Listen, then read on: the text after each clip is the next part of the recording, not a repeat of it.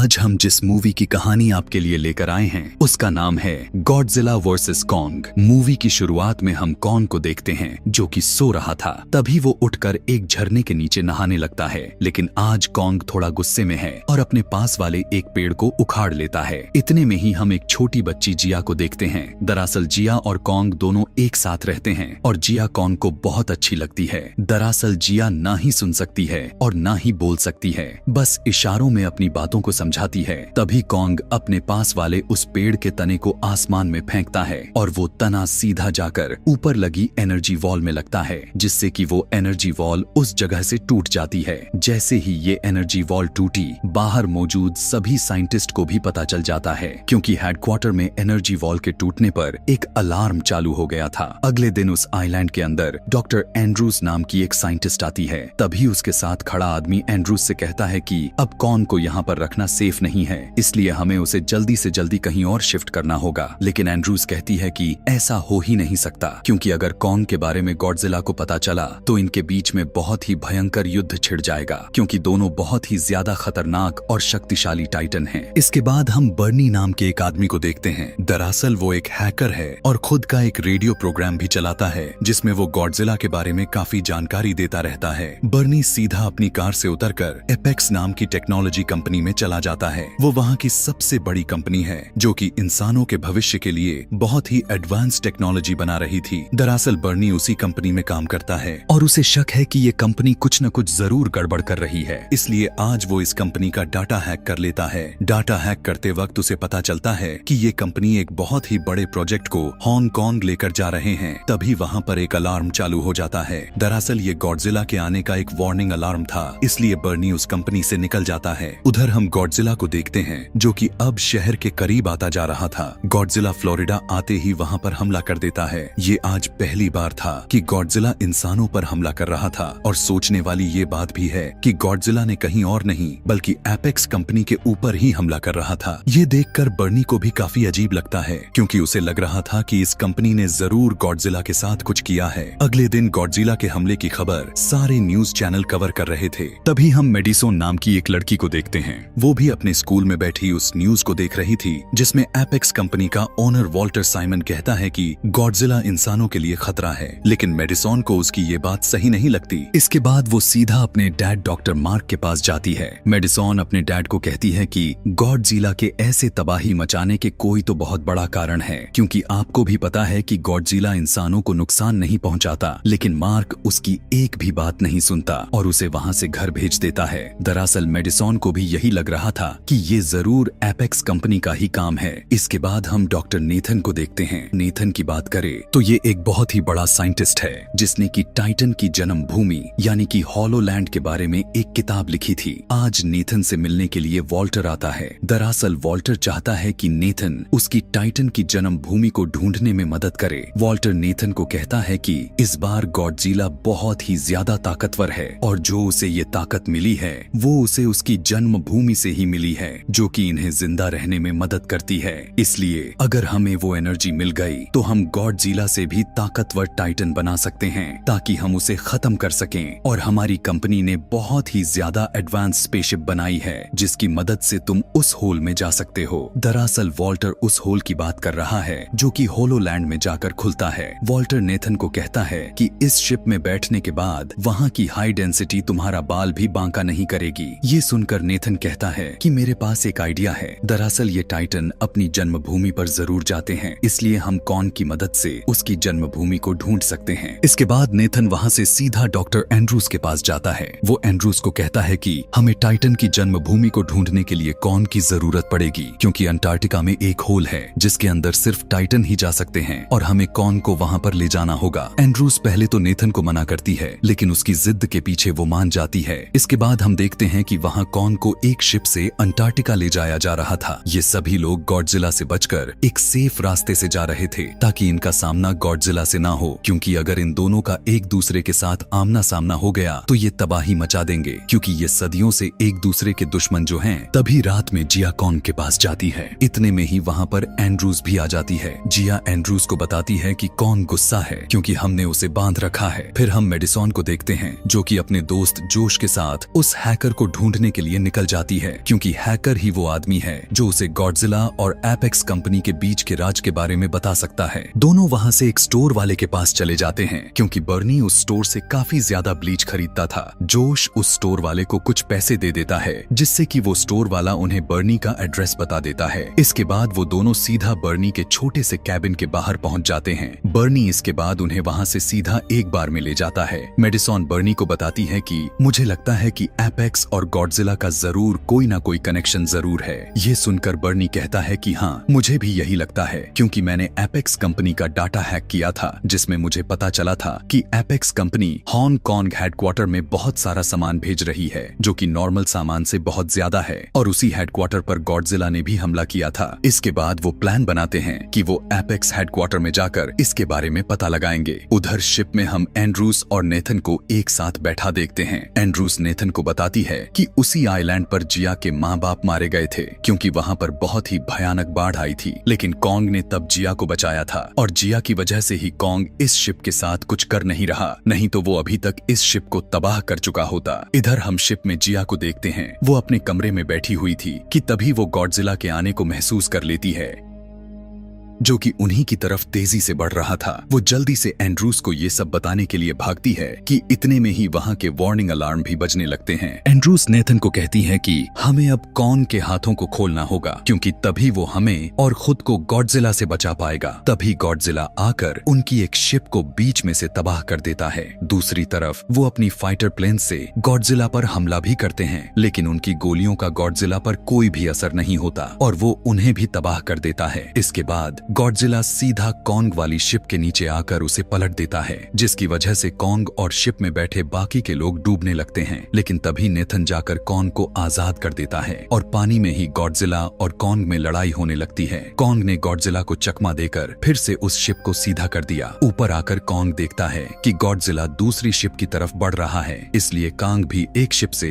दूसरी शिप से छलांग लगाकर उस शिप तक उससे पहले पहुंच जाता है। दोनों में फिर से एक घमासान युद्ध होने लगता है। इस फाइट के अंदर कॉन्ग गॉडजिला को एक मुक्का मारकर उसको पानी में गिरा देता है, लेकिन जैसे ही कॉन्ग ने पानी में देखता उसके अंदर से एक नीले रंग की रोशनी बाहर आ रही थी। दरअसल ये कुछ और नहीं बल्कि गॉडजिला के मुंह से निकालने वाली बहुत ही खतरनाक एनर्जी थी। लेकिन कॉन्ग टाइम रहते उस शिप से कूद जाता है और उन दोनों की फिर से पानी में लड़ाई होने लगती है। गॉडजिला कॉन्ग को समंदर की गहराई में ले जाने लगता है क्योंकि गॉडजिला की तरह वो पानी में सांस नहीं ले सकता। ऊपर शिप में एंड्रूस नेथन को कहती है कि हमें कॉन्ग को बचाना होगा, इसलिए वो बहुत सारे वाटर बॉम्ब पानी में डाल देते हैं जिससे कि कॉन्ग गॉडजिला के चंगुल से बचकर पानी से बाहर आ जाता है। उधर नेथन शिप के कैप्टन से कहता है कि वो सारे शिप्स के इंजन को बंद कर दे जिससे कि गॉडजिला को लगेगा कि वो सभी मर चुके हैं। कैप्टन ऐसा ही करता है और शिप के सभी इंजन को बंद कर देता है जिससे कि गॉडजिला वहां से चला जाता है। अब वो इंजन भी शुरू नहीं कर सकते थे क्योंकि अगर उन्होंने ऐसा किया तो गॉडजिला फिर से वापस आ जाएगा। इसलिए नेथन एंड्रूस को कहता है कि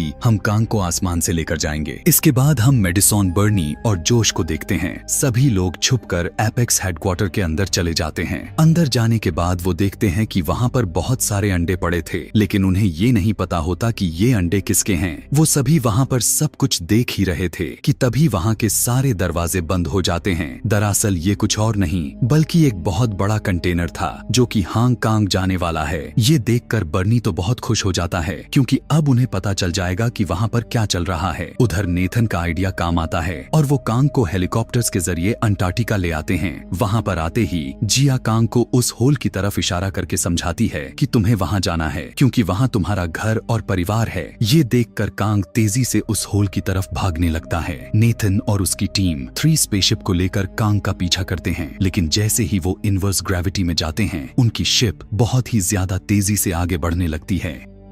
वो बस कुछ ही मिनटों में हजारों किलोमीटर का सफर कर रहे थे। थोड़ी ही देर बाद वो होलोलैंड पहुंच जाते हैं जहां पर बहुत सारे टाइटन होते हैं। कॉन्ग भी अपने घर आकर बहुत खुश था। नेथन और एंड्रूस भी शिप से उसका पीछा करने लगते हैं। वो सभी कॉन्ग का पीछा कर ही रहे थे कि तभी एक उड़ने वाला टाइटन उनकी ही एक शिप पर आकर हमला कर देता है। इसे देखकर सभी बहुत ही ज्यादा घबरा गए। वो उड़ने वाला टाइटन नेथन की शिप को तबाह करने ही वाला था कि तभी कॉन्ग उसे पकड़कर मारने लगता है, लेकिन लेकिन इतने में ही वहां पर एक दूसरा उड़ने वाला टाइटन भी आ गया जो कि कांग को जकड़ लेता है, लेकिन नेथन ने अपनी शिप से उस पर हमला करके कांग को उससे आजाद करवा लेता है। इसके बाद कांग उस टाइटन के सर को ही उसके शरीर से अलग कर देता है और वो फिर से कांग का पीछा करने लगते हैं और भागते भागते कांग एक ऐसी जगह पर पहुंच जाता है जहां बिल्कुल भी ग्रेविटी नहीं थी और सारे पत्थर हवा में तैर रहे थे। उधर एपेक्स हेडक्वार्टर के अंदर मिडसॉन और उसके साथी एक बहुत ही बड़ी अंडरग्राउंड एरिया में पहुंच जाते हैं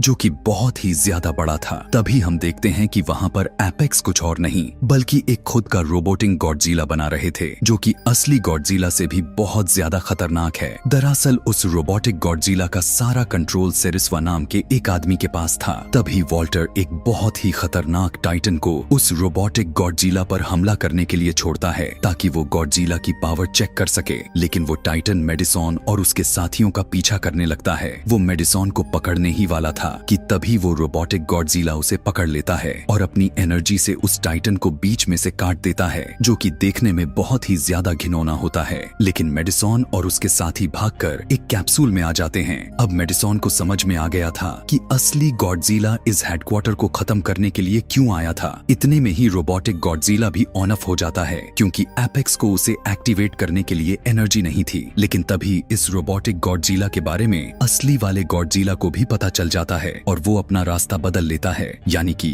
अब वो फिर से हांग कांग आ रहा था। फिर से हम कांग को देखते हैं जो कि बहुत ही तेजी से अपने घर की तरफ भागता हुआ जा रहा था। वो एक बहुत ही बड़े दरवाजे तक पहुंच जाता है और दरवाजा खोलकर अंदर चला गया। अंदर जाने के बाद उसे एक हथियार मिलता है जो कि किसी और का नहीं बल्कि उसी का था। उसके साथ साथ नेथन और उसके बाकी के साथी भी अंदर आ जाते हैं और तभी कांग एक जगह पर जाकर राजा की तरह बैठ जाता है। दरअसल वहां पर ग्रेविटी और ऑक्सीजन दोनों थी, इसलिए बाकी के सभी लोग भी अपनी शिप से नीचे उतर जाते हैं। उधर फिर से हम मेडिसॉन को देखते हैं जो कि उस हेडक्वार्टर से बाहर निकलने की कोशिश कर रहे थे, लेकिन तभी वो एक कमरे में पहुंच जाते हैं जहां पर एक बहुत ही बड़ा टाइटन का स्कल रखा हुआ था। जैसे ही वो थोड़ा और आगे गए उन्होंने देखा कि उसके अंदर सरिस्वा बैठा था जो कि उस स्कल में बैठकर उस रोबोटिक गॉडजिला को कंट्रोल कर रहा था, इसलिए उसे वहां पर किसी के भी होने का एहसास नहीं होता। बाहर गॉडजिला अब हांग कांग पहुंच गया था और वो तबाही मचाने लगता है जिससे कि चारों ओर भगदड़ मच जाती है। दूसरी तरफ अभी भी उस होलोलैंड में सभी उस एनर्जी को ढूंढ रहे थे कि तभी कांग के हाथ वाला हथियार चमकने लगता है। कांग अपने उस हथियार को एक जगह पर रख देता है जिससे कि वहां की सारी जगह चमकने लगती है। दरअसल ये वही जगह थी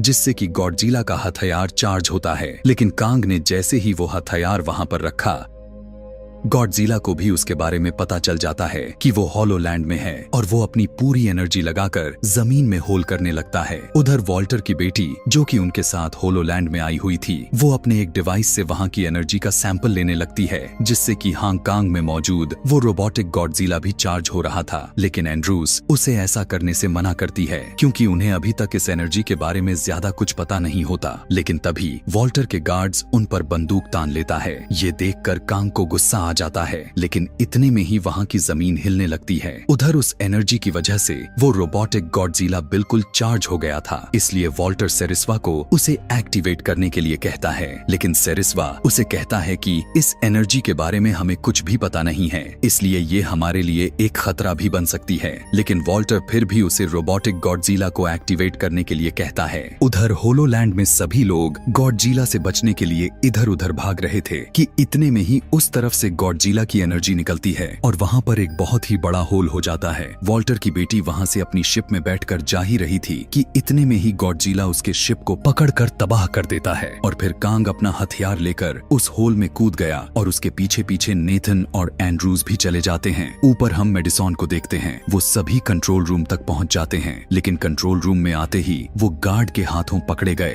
अब कांग भी उस होल से हांग कांग में पहुंच गया था और गॉडजिला और कांग फिर से आमने सामने होते हैं और दोनों फिर से एक दूसरे के साथ भिड़ जाते हैं। जैसे ही कांग ने अपने हथियार के साथ गॉडजिला पर हमला किया, गॉडजिला उस हमले से बच जाता है और कांग का हथियार एक बिल्डिंग में अटक जाता है। इस मौके का फायदा उठाकर गॉडजिला कांग पर भारी पड़ने लगा, लेकिन कांग खुद को संभालकर गॉडजिला को बहुत ही जोर से मुक्का मारता है जिससे कि गॉडजिला नीचे गिर जाता है। तभी गॉडजिला फिर से अपनी एनर्जी से कांग को मारने की कोशिश करता है, लेकिन कांग अपने हथियार को अपने सामने कर लेता है, लेकिन वो एनर्जी एनर्जी बहुत ज्यादा थी, इसलिए कांग उस एनर्जी की वजह से नीचे गिर जाता है। गॉडजिला कांग को पकड़कर उसे अपनी एनर्जी से मारने ही वाला था कि तभी कांग ने अपने हथियार से गॉडजिला पर हमला कर दिया, जिससे कि गॉडजिला जख्मी हो जाता है। अब गुस्से में आकर गॉडजिला कांग पर हमला करने लगता है, लेकिन कांग अपने हथियार से उसकी एनर्जी से बचते हुए गॉडजिला पर हमला करता है और दोनों ही गिर जाते हैं। इसी के साथ कांग के हथियार की भी एनर्जी खत्म हो जाती है। उधर अंदर गार्ड मेडिसॉन और उसके साथियों को वॉल्टर के पास ले आता है। उसकी बातों से मेडिसॉन समझ जाती है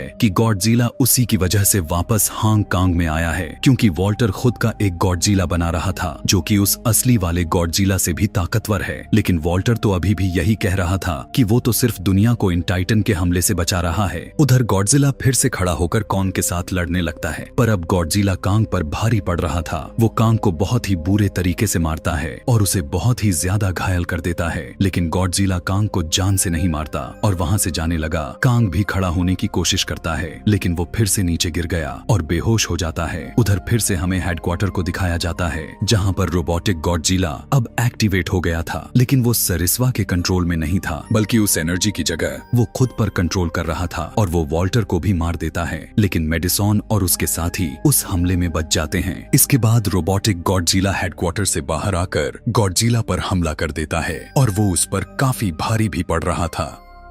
अंदर बर्नी और बाकी के उसके साथी प्लान बनाते हैं कि वो खुद ही इस रोबोटिक गॉडजिला को डीएक्टिवेट करेंगे। फिर हम नेथन और एंड्रूस को देखते हैं जो कि जिया को कांग के पास लेकर आए थे। नेथन और एंड्रूस देखते हैं कि रोबोटिक गॉडजिला असली वाले गॉडजिला को बहुत ही बुरे तरीके से मार रहा था। जिया जैसे ही कांग की धड़कनों को महसूस करती है, वो रोने लगती है। जिया इशारों से एंड्रूस को बताती है कि कांग की दिल की धड़कनें कम होती जा रही है, इसलिए एंड्रूस और नेथन प्लान बनाते हैं कि वो कांग को अपनी स्पेसशिप की मदद से बिजली का झटका देंगे। नेथन जल्दी से अपने स्पेसशिप को कांग के ऊपर ले जाता है और उस शिप को एक्टिवेट करके खुद वहां से बाहर भाग आता है और थोड़ी ही देर बाद वहां पर बहुत ही जोर से ब्लास्ट होता है, जिससे कि कांग फिर से जाग जाता है। इसके बाद जिया कांग को इशारों से समझाती है कि गॉडजिला दुश्मन नहीं है, बल्कि दुश्मन तो वो रोबोटिक गॉडजिला है। उधर हेडक्वार्टर में अभी भी मेडिसॉन और उसके साथी उस रोबोटिक गॉडजिला को बंद करने में लगे हुए थे। बाहर वो रोबोटिक गॉडजिला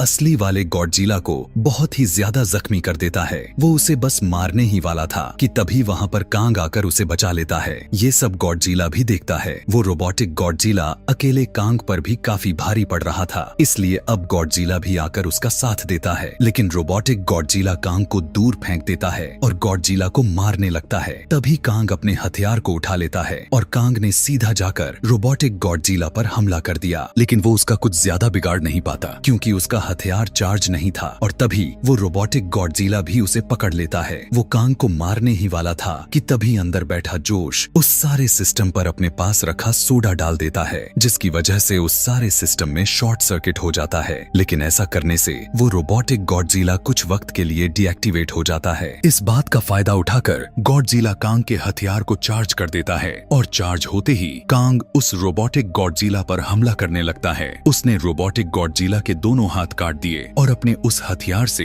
आखिरी एक हमला करता है, जिससे कि वो रोबोटिक गॉडजिला नीचे गिर जाता है और तभी कांग अपनी पूरी ताकत लगाकर उसके सर को उसके शरीर से अलग कर देता है और वो रोबोटिक गॉडजिला वहीं पर पूरे तरीके से डीएक्टिवेट हो जाता है। इसके बाद हम नेथन को देखते हैं जो कि बिल्कुल ठीक था। उधर मार्क अपनी बेटी को ढूंढते ढूंढते हांग कांग आ गया था और मेडिसॉन को ढूंढ रहा था। तभी उसे मेडिसॉन दिख जाती है और वो उसे सही सलामत देखकर बहुत ही ज्यादा खुश था। मेडिसॉन अपने डैड को बर्नी और जोश से मिलवाती है। वो बताती है कि बर्नी ने ही हमारी जान बचाई है। तभी गॉडजिला बहुत ही जोर से दहाड़ लगाता है, जिससे कि कांग को लगता है कि वो फिर से उससे लड़ना चाहता है, लेकिन गॉडजिला बिना कांग से लड़े वहां से चला जाता है। ये देखकर सभी बहुत ही ज्यादा खुश होते हैं। इसके बाद हम देखते हैं कि कांग अब अपने घर होलोलैंड में है और अपने घर आकर वो भी काफी खुश है। साथ ही वहाँ पर नेथन और जिया भी होते हैं। इसी के साथ ये मूवी यहीं पर खत्म हो जाती है। ऐसे ही और मूवी एक्सप्लेनेशन वीडियोस देखने के लिए कमेंट में नेक्स्ट लिखना ना भूलें। Thanks for watching.